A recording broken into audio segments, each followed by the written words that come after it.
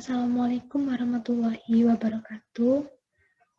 Perkenalkan, saya Maisi Ardiana Putri dari Fakultas Sains dan Teknologi, program studi biologi dari kelas A. Di sini saya akan menjelaskan materi mengenai Utsman bin Affan dan tipe kepemimpinannya 644 sampai 656 Masehi untuk memenuhi tugas mata kuliah Sejarah Peradaban Islam.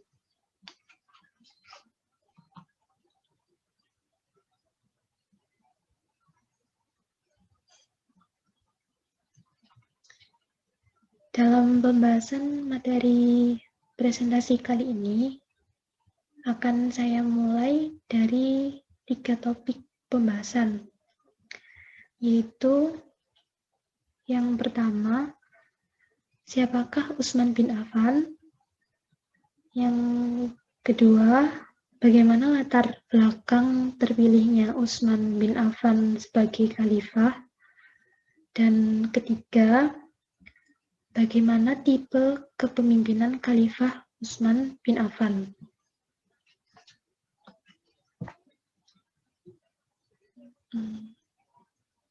Baik, pokok pembahasan yang pertama yaitu siapakah Utsman bin Affan? Amirul Mukminin Utsman bin Affan memiliki nama lengkap Utsman bin Affan bin Abi al-Ash bin Umayyah bin Abdi Asyams bin Abdi Manaf bin Khuzai bin Kilab bin Murrah bin Ka'ab bin Lu'ayyi bin Ghalib bin Fir bin Malik bin Anadar bin Kinanah bin Kuzaimah bin Mudrikah bin Ilyas bin Mudhar bin Nizar bin Ma'adu bin Adnan al-Khurashi al-Umawi. Ibunya bernama Arwa binti Quraisy dan ayahnya bernama Affan bin Abi al-Ash, di mana Utsman dilahirkan di Taif, yakni 6 tahun setelah tahun gajah menurut pendapat yang sahih. Usianya lebih muda kira-kira 6 tahun dari Rasulullah.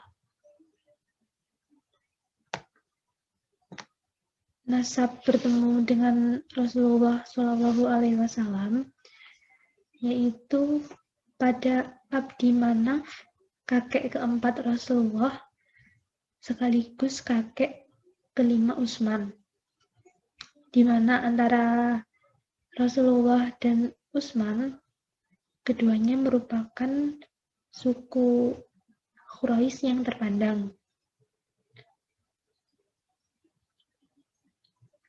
Utsman juga menikah dengan kedua putri Rasulullah, yakni Ruqayyah dan Ummu Al-Kalsum setelah Ruqayyah meninggal dunia.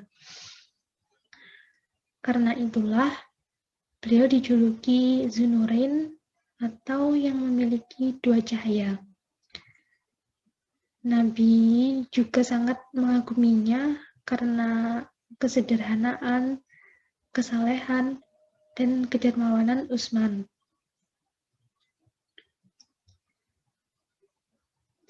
Kemudian Utsman tumbuh di atas akhlak yang mulia, perangai yang baik, dicintai banyak orang, dan selalu menjaga kehormatan diri.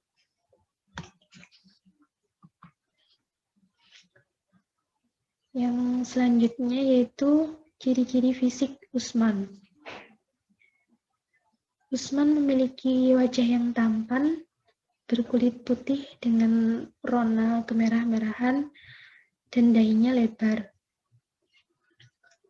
Di wajahnya terdapat bintik-bintik seperti bekas penyakit cacar dan jenggotnya tebal.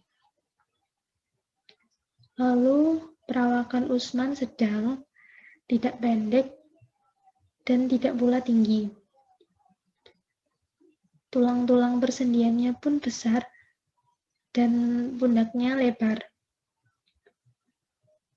Utsman memiliki betis yang gempal serta kedua lengannya panjang. Dan Utsman termasuk orang-orang yang mulutnya paling indah. Utsman memiliki rambut yang keriting dan menjulur sampai ke bawah kedua telinganya dan disemir dengan warna kuning. Gigi-giginya dirapatkan dengan menggunakan emas.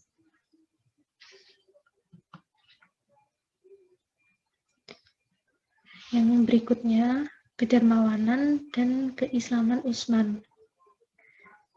Utsman adalah seorang saudagar kaya yang dermawan dan salah satu orang yang paling kaya di masa sebelum Islam dan setelah Islam. Beliau juga mendapat warisan harta yang berlimpah dari ayahnya. Dalam kehidupan sehari-harinya, Utsman serba berkecukupan dan mewah. Pakaian-pakaian pun mahal, juga indah. Karena kedermawanannya, Utsman mudah diterima dan ditaati oleh kaumnya, yaitu Bani Umayyah. Utsman juga memiliki kedudukan terpandang dan dicintai di tengah kaum dan kerabatnya. Selain itu, Utsman juga termasuk pemuka suku Quraisy. Utsman adalah orang keempat yang masuk Islam setelah berdiskusi dengan sahabatnya, yaitu Abu Bakar, seorang khalifah yang pertama. Utsman orang keempat dari kaum pria setelah Abu Bakar, Ali bin Abi Thalib, dan Durzaid bin Haritsah. Tidak ada dalam diri Utsman perasaan bimbang dan menunda-nunda. Beliau segera memeluk Islam dan masuk ke agama Allah. Utsman bin Affan hidup di tengah-tengah orang musyrikin Quraisy yang menyembah berhala-berhala. Namun, beliau tidak menyukai kesyirikan, animisme, dinamisme, serta adat istiadat yang kotor. Beliau menjauhi segala bentuk kotoran jahiliyah yang mereka lakukan, seperti berzinah, membunuh, ataupun meminum khamar.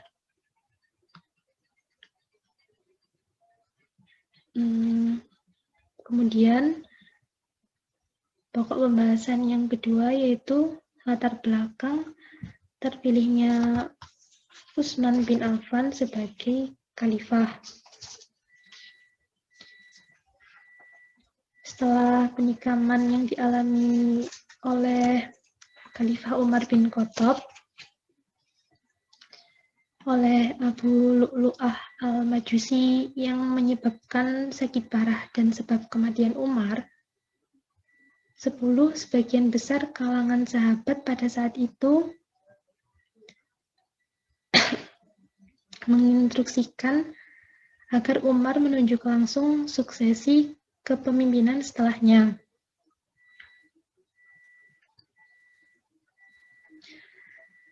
Di mana suksesi pemilihan khalifah ini dimaksudkan untuk menyatukan kembali kesatuan umat Islam yang pada saat itu menunjukkan adanya indikasi disintegrasi.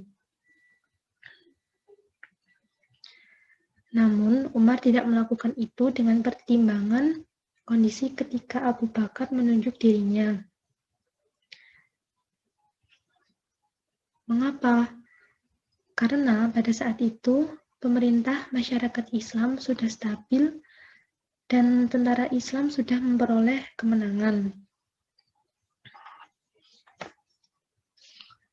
Hingga kemudian, karena desakan yang dilakukan oleh para sahabat yang begitu khawatir akan terjadinya perpecahan, maka Umar pada saat itu membentuk suatu formatur atau majelis syura untuk memusyawarahkan pemilihan khalifah berikutnya,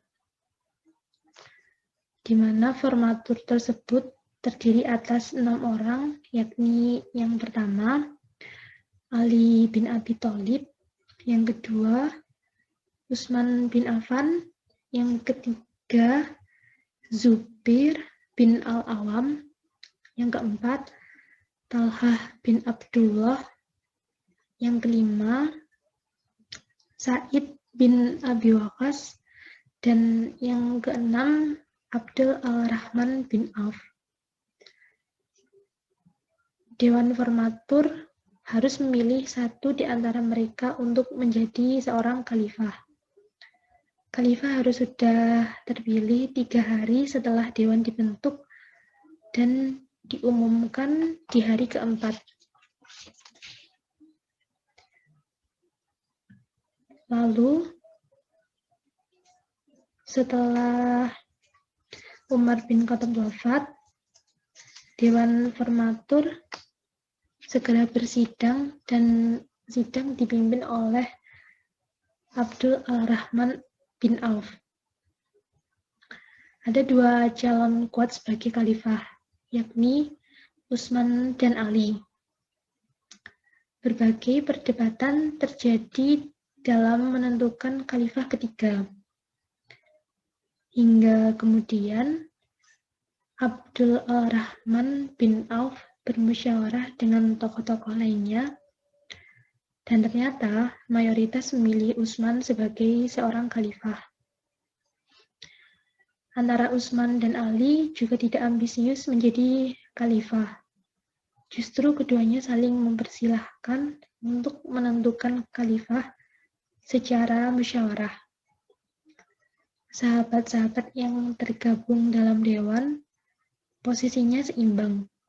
Tidak ada yang lebih menonjol sehingga cukup sulit untuk menentukan salah seorang dari mereka sebagai pengganti Umar.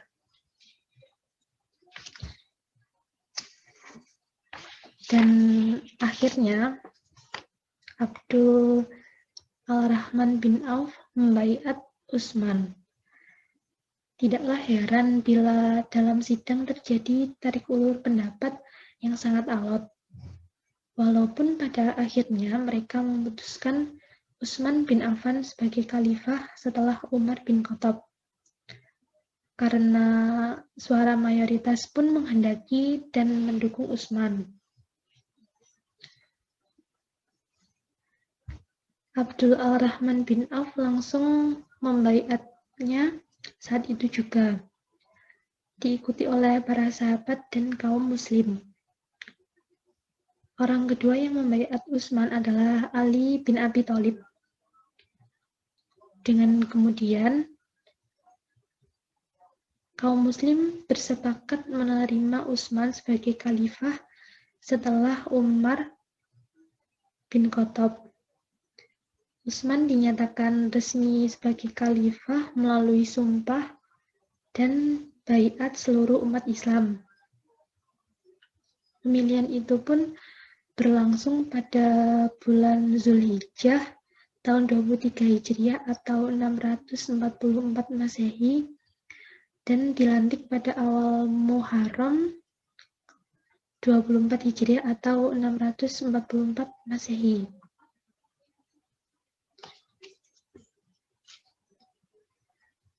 Pokok pembahasan yang ketiga yaitu tipe kepemimpinan Khalifah Utsman bin Affan. Utsman bin Affan resmi menjadi seorang khalifah ketiga dalam usia 70 tahun untuk menggantikan khalifah sebelumnya, yaitu Umar bin Khattab. Di masa Khalifah Utsman bin Affan, selama memerintah, beliau mempunyai tipe kepemimpinan nepotisme dan juga mempunyai kebijakan. Beberapa kebijakan itu diantaranya ada dalam pemerintahan dan pembukuan Al-Quran. Kepemimpinan Utsman sangat berbeda dengan kepemimpinan Umar. Utsman mengambil beberapa kebijakan yang menimbulkan keresahan masyarakat yang berlanjut pada kerusuhan.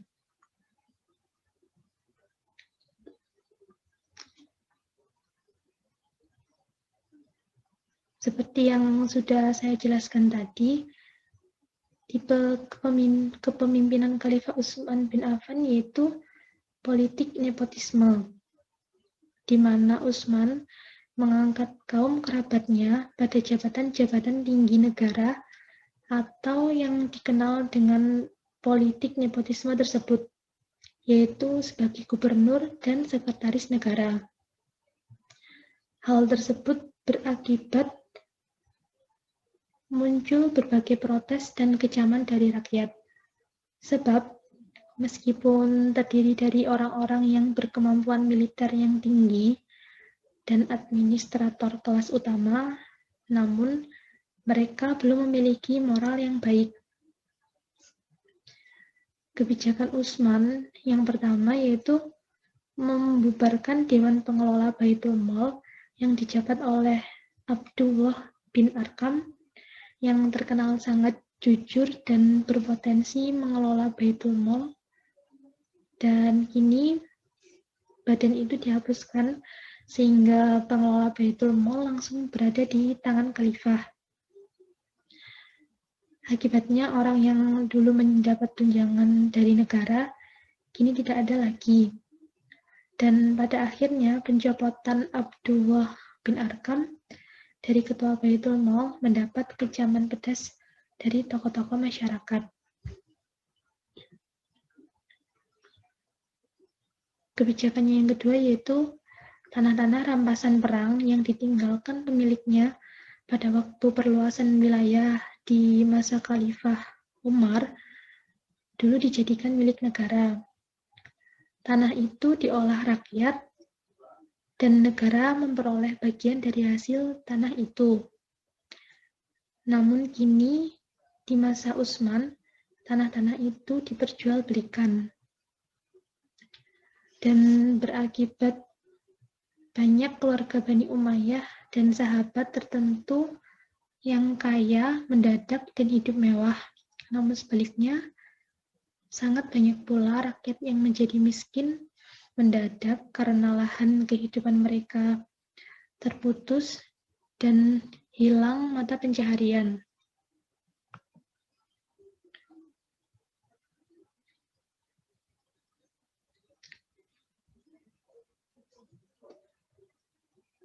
Kesimpulan, Amirul Mukminin Utsman bin Affan, putra dari Arwa binti Quraisy dan Affan bin Abi al-Ash, yang dilahirkan di Taif 6 tahun setelah tahun gajah dan tumbuh di atas akhlak yang mulia, perangai yang baik, serta dicintai banyak orang.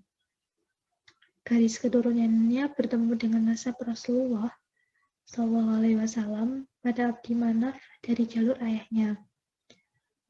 Utsman juga seorang saudagar kaya dari suku Quraisy yang pemurah dan dermawan, serta orang keempat dari kaum pria yang masuk Islam karena masukan dari Abu Bakar. Ia dijuluki Dzunurain, yang memiliki 2 cahaya karena menikahi 2 putri Nabi. Dinyatakan resmi sebagai khalifah melalui sumpah dan baiat seluruh umat Islam pada bulan Zulhijjah tahun 23 Hijriah atau 644 Masehi, dan dilantik pada awal Muharram 24 Hijriah tahun 644 Masehi. Tipe kepemimpinan Utsman ketika resmi menjadi khalifah yaitu melakukan politik nepotisme yang dimana Utsman mengangkat kaum kerabatnya pada jabatan tinggi negara. Kemudian mengeluarkan kebijakan diantaranya membubarkan Dewan Pengelola Baitul Mal sehingga Baitul Mal langsung berada di tangan khalifah dan memperjualbelikan tanah-tanah rampasan perang atau yang ditinggalkan pemiliknya pada waktu perluasan wilayah di masa Khalifah Umar yang dulu dijadikan milik negara. Dan pada akhirnya kebijakan itu menimbulkan kekecewaan dan kemarahan rakyat, sehingga Utsman dikepung dan dipaksa untuk meletakkan jabatannya, tapi Utsman menolaknya. Dan berikut adalah literatur.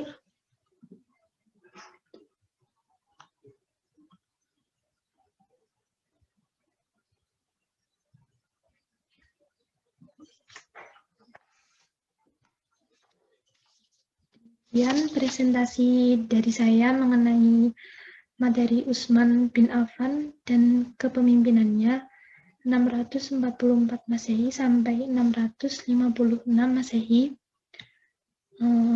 Jika ada kekurangan, mohon dimaklumi.